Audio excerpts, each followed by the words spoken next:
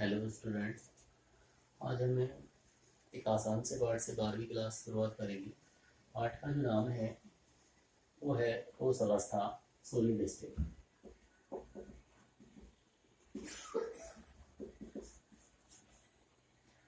पहला पार्ट है। पहले तो ठोस अवस्था जो होती है, ठोस अवस्था किसे कहते हैं कि किसी पदार्थ की वह अवस्था जिसके अंदर अवयवी कण बहुत अधिक पास पास होते हैं, क्लोज पैक होते हैं और इनके कणों के मध्य प्रबल अंतराणविक आकर्षण बल पाया जाता है। क्योंकि किसी भी जो पदार्थ होता है, मैटर जो होता है, उसकी तीन अवस्थाएं होती है, सॉलिड, लिक्विड और गैस। क्या डिफरेंस तीनों में? सॉलिड स्टेट कौन सी होगी कि जिसके अंदर जो उसके अंदर भाग लेने वाले कण हैं वो बहुत अधिक पास पास होते हैं, क्लोज बैग होते हैं और उनके मध्य जो इंटरेक्शन फोर्स होता है, आकर्षण जो बल होता है, वो बहुत ही प्रबल होता है। लिक्विड स्टेट में क्या होगा कि जो अवयवी कण होते हैं उनके अंदर आकर्षण बल ठोस की अपेक्षा कम रहता है, तो बहुत अधिक क्लोज पैक्ड नहीं होते हैं। गैस के अंदर क्या होता है, गैस के जो अवयवी कण होते हैं बहुत अधिक दूर दूर बिखरे रहते हैं। उन गैस के कणों के मध्य किसी प्रकार का कोई आकर्षण बल कार्य नहीं करता, तो वो गैस अवस्था होती है। तो आज हम जो पढ़ेंगे वो है ठोस अवस्था। ठोस अवस्था क्या है? तो ठोस अवस्था क्या होगी कि पदार्थ की वह अवस्था जिसके अंदर अवयवी कण बहुत अधिक आसपास होते हैं और प्रबल अंतराणविक आकर्षण बलों के द्वारा बंधे रहते हैं, वो ठोस अवस्था होगी। अब जो ठोस अवस्था है, उस ठोस अवस्था की क्या क्या प्रॉपर्टीज है, क्या क्या गुण है? तो ठोस अवस्था के गुण क्या क्या गुण है कि ठोस अवस्था के अंदर जो भी कि ठोस का जो आयतन है और वो निश्चित होता है। दूसरा, ठोस के जो गलनांक और क्वथनांक हाई होते हैं, उच्च होते हैं। तीसरा कि ठोस को किसी प्रकार से कोई संपीड़ित नहीं किया जाता, कॉम्प्रेस नहीं कर सकते, तो कैसे होते हैं? असंपीड़ित होते हैं।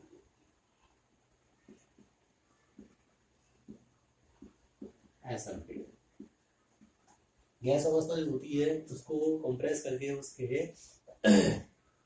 जो आकार उसके अंदर कमी की जा सकती है, लेकिन ठोस का जो आकार होता है, आयतन होता है, निश्चित होता है, उसमें कोई प्रकार का परिवर्तन नहीं किया जा सकता है। ठीक है। जो ठोस होते हैं उनके अवयवी कणों के मध्य प्रबल अंतराणविक आकर्षण बल होता है।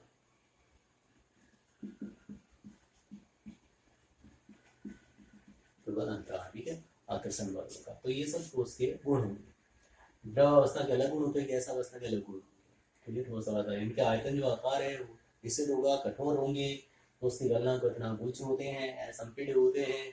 इनको जो अवयवी कण होते हैं उनके मध्य प्रबल अंतराणविक आकर्षण बल पाया जाता है। सब इसके गुण हो जाएंगे।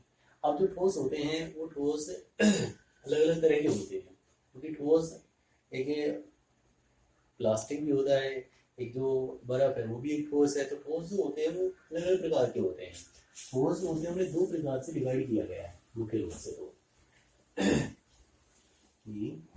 जो ठोस है दो प्रकार से उन्हें डिवाइड किया गया है, दो प्रकार के मुख्य रूप से दो प्रकार के होते हैं। पहला होता है क्रिस्टलीय ठोस और दूसरा होता है अक्रिस्टलीय। क्रिस्टलीय ठोस कौन से होंगे? देखो, वे ठोस जिनके अंदर अवयवी कणों का एक नियमित पैटर्न होता है। वो नियमित पैटर्न भी एक लंबी दूरी तक रहता है। कि जैसे मान लीजिए एक कण है,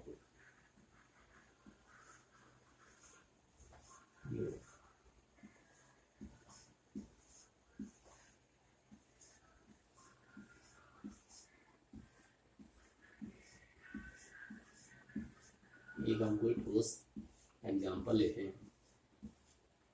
अब नियमित पैटर्न की मान लीजिए ये कोई एक पॉजिटिव है, देखो कलर का मान लीजिए पॉजिटिव मान लीजिए, दूसरा है नेगेटिव, फिर दोबारा पॉजिटिव, फिर नेगेटिव, फिर पॉजिटिव। तो यानी कि पैटर्न आया, पॉजिटिव नेगेटिव इस तरह के नियमित पैटर्न आया। और ये जो पैटर्न है थोड़ी दूरी कितनी दूर तक की, बहुत ही लंबी दूरी तक होता है, उनकी लंबी दूरी तक इनका एक नियमित पैटर्न है। इसी तरह से इसके अंदर पॉजिटिव नेगेटिव, पॉजिटिव ये नेगेटिव ये पॉजिटिव, इधर भी सभी के अंदर नेगेटिव पॉजिटिव नेगेटिव, तो ये एक नियमित पैटर्न है।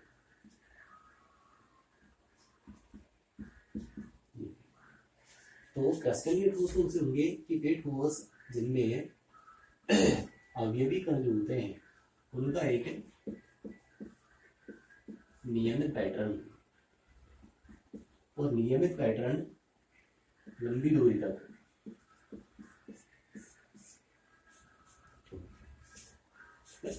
अब जो क्रिस्टलीय ठोस होते हैं, उस क्रिस्टलीय ठोस जो होते हैं उनकी प्रकृति विषमदैशिक होती है। विषमदैशिक प्रकृति के होते हैं। विषमदैशिक प्रकृति क्या होगी कि इनके अलग अलग दिशाओं के अंदर जो भौतिक गुणधर्म है वो अलग अलग आए। वो कैसे देखो कि मान लीजिए इस दिशा की देखो, इस दिशा में देखें पॉजिटिव आए फिर नेगेटिव फिर पॉजिटिव फिर नेगेटिव फिर पॉजिटिव, इस तरह का। इस दिशा को देखें हम, उसके अंदर नेगेटिव नेगेटिव नेगेटिव नेगेटिव एक ही प्रकार के आए पैटर्न के अंदर व्यवस्थित होंगे। यानी कि इस दिशा के अंदर गुणधर्म इसके अलग होंगे। मान लीजिए ये होगी ए बी, ये होगी सी, और इस दिशा के अंदर जो गुणधर्म होंगे वो अलग होंगे। तो अलग अलग दिशा के अंदर जो भौतिक गुणधर्म अलग अलग होते हैं, इसलिए प्रकृति कैसी होती है, विषमदैशिक प्रकृति। दूसरे जो एक्रिस्टलीय ठोस होते हैं वो इनके बिल्कुल विपरीत होते हैं। एक्रिस्टलीय ठोस में क्या होगा कि जो अवयवी कण होते हैं उनका एक नियमित पैटर्न नहीं होता। क्या होगा, अभी तो थोड़ी दूरी तक होगा, जैसे एक पॉजिटिव आयन था फिर दोबारा पॉजिटिव आ गया, या पॉजिटिव के बाद नेगेटिव आ गया, फिर पॉजिटिव आ गया, फिर दोबारा क्या गया पॉजिटिव आ गया।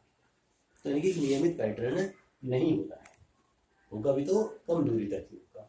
और जो एक्रिस्टलीय ठोस होते हैं वो समदैशिक प्रकृति के,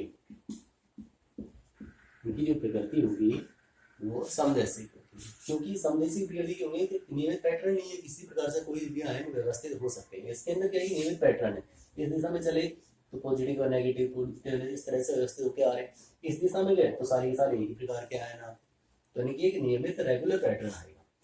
तो विषमदैशिक प्रकृति अलग अलग दिशाओं के अंदर जो भौतिक गुणधर्म अलग अलग आएंगे क्रिस्टलीय ठोस में, और एक्रिस्टलीय के अंदर जो भौतिक गुणधर्म है वो सभी दिशाओं के अंदर समान होते हैं, इसलिए समदैशिक प्रकृति होते हैं।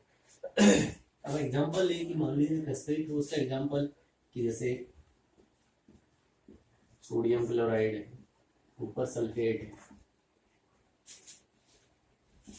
लोहा है, तो ये सब किसमें आता है, क्रिस्टलीय ठोस के अंदर। एक्रिस्टलीय ठोस में क्या आते हैं ज्यादातर प्लास्टिक, जैसे टेफ्लॉन, पीवीसी होगा, पॉलीविनाइल क्लोराइड हो गया, तो वो एक्रिस्टलीय ठोस में आता है। यदि इन दोनों के अंदर डिफरेंस किया जाए, क्रिस्टलीय या एक्रिस्टलीय ठोस के अंदर अंतर करना हो, तो दोनों में क्या अंतर होगा, दोनों के अंतर देखिए। पहला नियमित पैटर्न होगा, इनका अवयवी कणों का रेगुलर पैटर्न होगा, जबकि एक्रिस्टलीय ठोस में अनियमित पैटर्न होता है। दूसरा नियमित पैटर्न है, दूसरा बड़ा इसकी जो प्रकृति है वो विषमदैशिक। एक्रिस्टलीय ठोस प्रकृति है समदैशिक। और अंतर लिखें, देखिए जो ज्यामिति है और जो गलनांक है वो फिक्स होते हैं, निश्चित होते हैं। इनकी जो गलनांक है या ज्यामिति है वो अनिश्चित होती है। ज्यामिति और गलनांक अनिश्चित होंगे। अनिश्चित गलनांक कैसे होंगे कि जैसे जैसे इन्हें गर्म करेंगे तो धीरे धीरे नरम होने लगते हैं, जबकि इनकी जो गलनांक वो फिक्स होंगे। मान लीजिए किसी भी ठोस का जो गलनांक होगा कि बर्फ है कि वो 0 डिग्री सेल्सियस के ऊपर कि ठोस है, कोई एग्जांपल लिए जैसे बर्फ है, तो बर्फ जो ठोस बर्फ है उसका फिक्स गलनांक है, 0 डिग्री सेल्सियस के ऊपर ही वो द्रव अवस्था में आएगा। ऐसा नहीं कि उससे पहले वो धीरे धीरे नरम होने लगा, ऐसा नहीं होगा। तो एक फिक्स गलनांक के ऊपर ही वो द्रव अवस्था के अंदर चेंज होंगे। जबकि ये क्या होते हैं, ये जो ठोस होते हैं इनके निश्चित गलनांक भी होता है, जैसे जैसे टेम्परेचर दिया धीरे धीरे नरम होने लगते हैं, इसलिए इनके अनिश्चित गलनांक और अनिश्चित ज्यामिति होती है।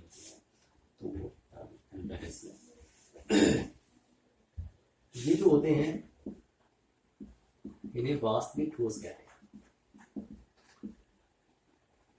वास्तविक जो ठोस कौन से होते हैं, क्रिस्टलीय ठोस होते हैं। इन्हें क्या कहते हैं, आभासी ठोस कहते हैं, आभासी ठोस, या फिर इन्हें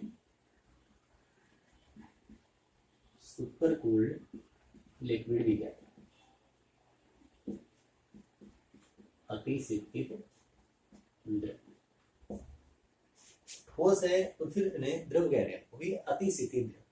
तो अतिशीतित द्रव प्रश्न पूछ ले जाए कि प्रश्न कि एक क्रिस्टलीय ठोस को अतिशीतित द्रव कहते हैं, क्यों? जो एक क्रिस्टलीय ठोस है वो अतिशीतित द्रव कहते हैं, क्यों? तो अतिशीतित द्रव क्या होते हैं, यानी कि जो बहुत ही धीमी गति से उनमें प्रवाह होता है, क्योंकि जो बहते हैं, बहने का द्रव के समान में बहने का गुण पाया जाता है, लेकिन बहुत ही धीमा होता है, ठीक है, ये वर्ष लग जाते हैं, तो वो अतिशीतित द्रव होते हैं। तो यानी कि क्रिस्टलीय जो ठोस होते हैं उनके अंदर भी द्रव के समान बहने का गुण पाया जाता है, इसलिए वो अतिशीतित द्रव है, लेकिन वो बहुत ही धीमी गति से होता है। एक प्रश्न है कि पुरानी इमारतों के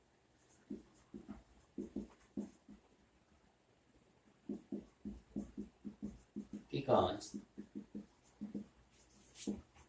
नीचे से मोटे होते हैं।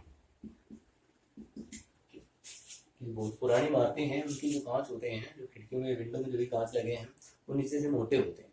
मोटे क्यों होते हैं? क्योंकि कांच एक एक्रिस्टलीय ठोस है, और एक्रिस्टलीय ठोस है तो वो एक अतिशीतित द्रव, उसमें बहने का गुण है, तो ज्यादा समय जब हो गया तो वो कांच बह के नीचे आ धीरे धीरे, इस कारण वो कांच नीचे से मोटे होते। तो एक अतिशीतित द्रव होने के कारण उसके जो कांच होते हैं, कांच जो होते हैं वो नीचे से मोटे हो जाते हैं, क्योंकि वो एक एक्रिस्टलीय ठोस है, उसके अंदर बहने का गुण पाया जाता है। तो इस तरह से ये जो ठोस है उन्हें मुख्य रूप से दो भागों में बांटा है, क्रिस्टलीय ठोस के अंदर। दोनों के अंदर क्या क्या अंतर है वो है कि नियमित पैटर्न, अनियमित पैटर्न, विषमदैशिक प्रकृति, इसकी समदैशिक प्रकृति, इसके गलनांक ज्यामिति फिक्स होती है, इसकी गलनांक ज्यामिति फिक्स नहीं होती है। इन्हें वास्तविक ठोस कहते हैं, इन्हें आभासी ठोस या फिर इन्हें अतिशीतित द्रव भी कहते हैं, क्योंकि इनके अंदर द्रव के समान बहने का गुण पाया जाता है, इसलिए कहते हैं। तो ये हो गया ठोस। अब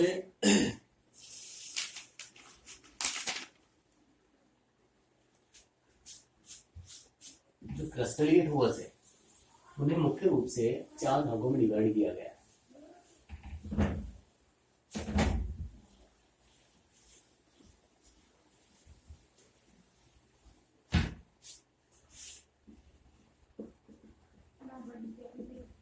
क्रिस्टलीय ठोस के प्रकार,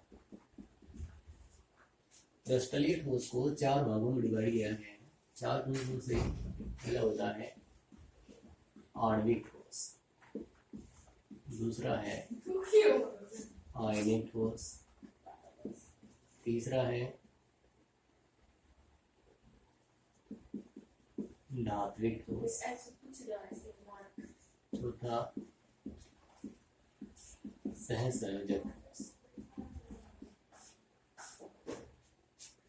क्रिस्टलीय ठोस मुख्य रूप से 4 प्रकार के हैं, आणविक ठोस, आयनिक ठोस, धात्विक ठोस और सहसंयोजक।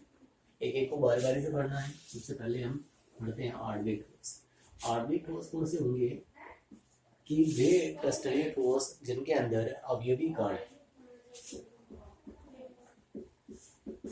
अणु होते हैं, उनके अंदर अवयवी कण होते हैं, अणु होते हैं, उन्हें क्या कहते हैं? आणविक ठोस कहते हैं। अब अवयवी कण अणु कितने में होंगे आणविक ठोस के अंदर? तो आणविक ठोस भी 3 प्रकार के हैं। एक तो होते हैं नॉन पोलर,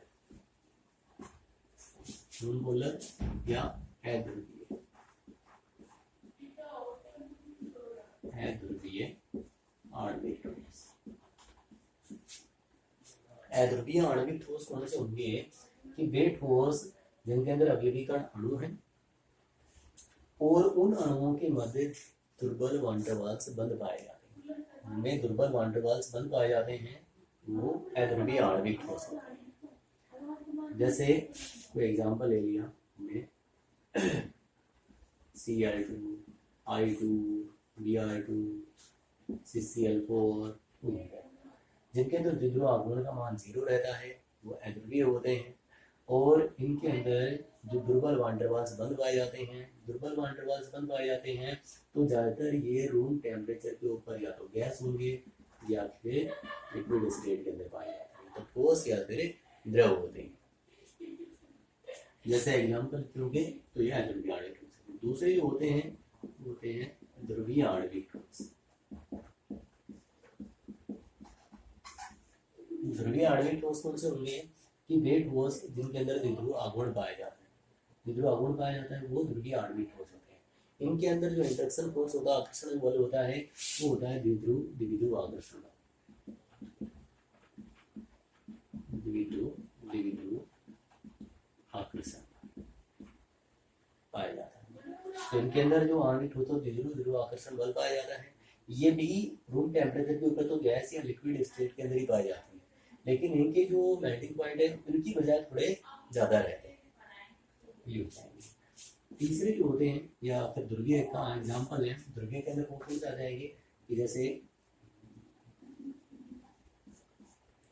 सॉलिड NH3 द्रवगुण होता है तो हो जाएगी ठोस NH3, और बर्फ हो जाएगी तो हो जाएगी, या सॉलिड HCl हो जाएगी, क्या हो जाएगी ध्रुवीय आणविक ठोस। तीसरे जो होते हैं वो हाइड्रोजन बॉन्डेड आणविक ठोस। तो हाइड्रोजन बंधित आणविक ठोस की वे आणविक ठोस जिनके अंदर हाइड्रोजन बंध पाए जाते हैं। हाइड्रोजन बंध किन में बनेंगे, हाइड्रोजन परमाणु अपने से ज्यादा वितरण परमाणु के साथ डॉटेड लाइन से जुड़ा होता है, वो हाइड्रोजन बंध होता है। तो जिनके अंदर हाइड्रोजन बंध पाए जाएंगे वो हाइड्रोजन बॉन्डेड आणविक ठोस होते हैं। जहाँ तो जो ध्रुवीय होते हैं जिनके अंदर हाइड्रोजन पाया जाता है वो ही हाइड्रोजन बंधित के अंदर भी आ जाते हैं। जैसे यहाँ HCl का एग्जाम्पल ले तो HCl के अंदर भी हाइड्रोजन बंध पाए जाते हैं। HCl का एक अणु दूसरे अणु ये HCl, तो एक हाइड्रोजन परमाणु अपने ज्यादा वितरित Cl के साथ में डॉटेड लाइन से जुड़ा है, तो यहाँ पूरा हाइड्रोजन बॉन्ड बना हुआ है, तो ये हाइड्रोजन बंधित हो जाएंगे। जिसके अंदर HCl भी NH3 भी आ जाएगा, H2O भी आ जाएगा, वो आ जाएंगे हाइड्रोजन बंधित के अंदर।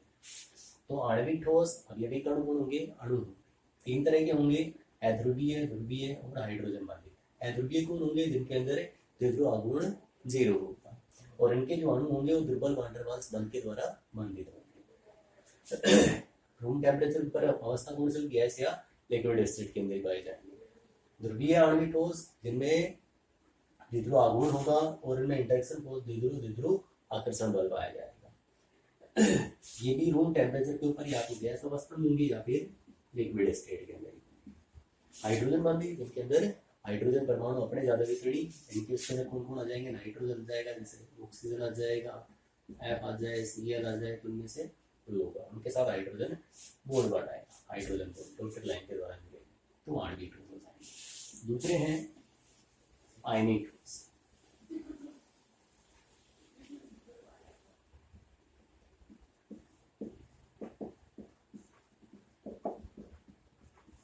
आयनिक ठोस, आयनिक ठोस कौन से होंगे जिनके अंदर अवयवी कण आयन होते हैं, वो आयनिक ठोस होते हैं। अवयवी कण जिनमें आयन होंगे वो आयनिक ठोस होते हैं। इनके जो आयन होते हैं वो स्थिर वैद्युत आकर्षण बल के द्वारा बंधित रहते हैं। जैसे NaCl है तो NaCl के अंदर Na+ और Cl-। अब ये जो आयन है आपस में स्थिर वैद्युत आकर्षण बल के द्वारा बंधित रहते हैं, तो एक इस प्रकार का एक आयनिक ठोस है। इनके जो गलनांक क्वथनांक होते हैं वो उच्च होते हैं, अधिक होते हैं और निश्चित होते हैं गलनांक बनाते हैं, क्योंकि निश्चित तो सभी उनके रास्ते के अंदर है, लेकिन इनके जो गलनांक क्वथनांक होते हैं वो उच्च होते हैं। ये ठोस होते हैं, यानी कि रूम टेम्परेचर के ऊपर भी ठोस अवस्था के अंदर होते हैं। ये जो होते हैं ये विद्युत के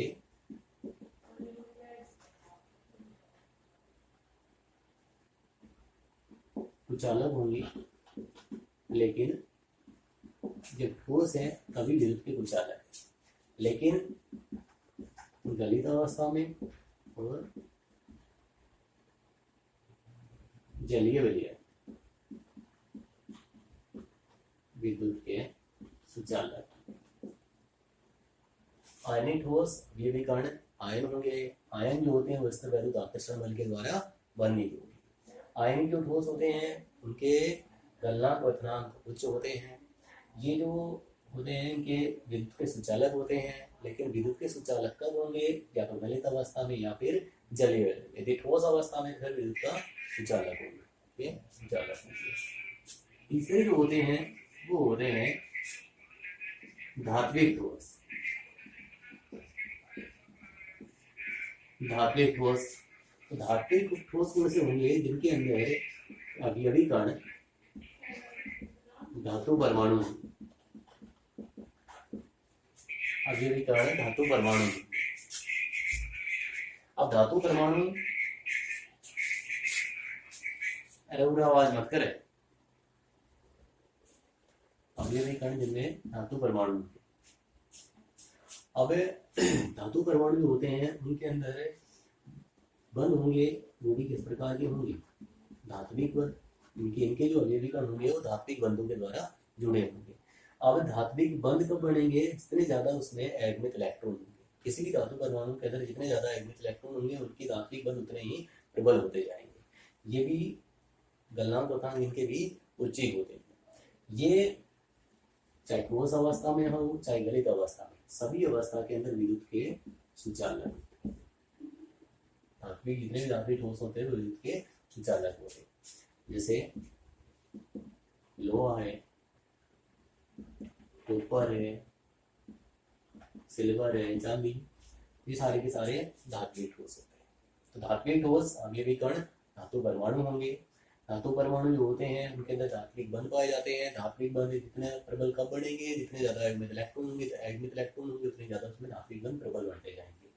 विद्युत के सुचालक होंगे, चाहे ठोस अवस्था में चाहे गलित अवस्था में, सभी विद्युत के सुचालक होते हैं। अब जो आयनिक ठोस होते हैं उन आयनिक ठोसों के अंदर विद्युत का सुचालन गलित अवस्था या जलीय विलयन में होता है। क्यों? क्योंकि गलित अवस्था या जलीय विलयन के अंदर उनमें आयन फ्री हो जाते हैं और आयन मुक्त होने के कारण मुक्त आयन के कारण विद्युत का सुचालन करते हैं। लेकिन जो धात्विक ठोस होते हैं वो विद्युत का सुचालन क्यों करते हैं? तो विद्युत का चालन क्यों करते हैं? क्योंकि इनके अंदर मुक्त इलेक्ट्रॉन पाए जाते हैं और मुक्त इलेक्ट्रॉन के कारण ये विद्युत का चालन करते हैं, तो वो धात्विक होते हैं। क्लियर है? थे सहसंयोजक ठोस। तो सहसंयोजक ठोस कौन से होंगे, जिनके अंदर सहसंयोजक बंध पाए जाते हैं, वो सहसंयोजक ठोस होते हैं। सहसंयोजक ठोस के अंदर दो तरह के, एक तो विशाल अणु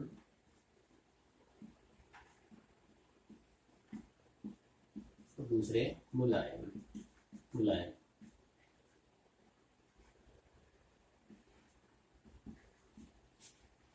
विशाल अणु के अंदर जैसे डायमंड आ जाता है, हीरा। ये जो ठोस होते हैं वो अधिक कठोर होते हैं, भंगुर होते हैं, की जो प्रकृति होती है और बहुत ही कठोर होते हैं। इनके अंदर जो बंध होते हैं वो बहुत ही प्रबल बंध होते हैं। सहसंयोजक बंध होते हैं वो बहुत ही प्रबल पाए जाते हैं। लेकिन इनके अंदर एक अणु ऐसा भी है, अपवाद भी है, क्योंकि जैसे ग्रेफाइट एक सहसंयोजक ठोस है। सहसंयोजक ठोस है, लेकिन ये एक बहुत ही मुलायम होता है और एक विद्युत का चालन भी करता है, क्योंकि जो सहसंयोजक ठोस होते हैं इनमें ना तो फ्री इलेक्ट्रॉन पाया जाता है ना फ्री आयन पाए जाते हैं, इसलिए वो विद्युत का चालन नहीं करते हैं, तो विद्युत के कुचालक होते हैं। लेकिन ग्रेफाइट जो होता है वो मुलायम भी होता है, विद्युत का चालक होता है। ऐसा क्यों होता है? सहसंयोजक प्रकृति का होते हुए भी विद्युत का चालन कर रहा है और मुलायम भी है, क्योंकि जो ग्रेफाइट होता है, ग्रेफाइट की संरचना पड़ी है। ग्रेफाइट की जो संरचना होती है वो एक परतदार संरचना होती है। परतदार संरचना होने के कारण जो परतें जो होती है आपस के अंदर एक दुर्बल बंधों के द्वारा जुड़ी होती है। तो वो करते हैं आपस में एक दूसरे फिसलती हैं तो वो बंद टूट जाते हैं, इसलिए वो जल्दी टूट जाता है, वो सॉफ्ट होता है। विद्युत का चालन क्यों करता है कि विद्युत का चालन क्यों करता है, इसके अंदर फ्री इलेक्ट्रॉन पाया जाता है। ग्रेफाइट के अंदर एक इलेक्ट्रॉन मुक्त रहता है, इसलिए विद्युत का चालन करता है।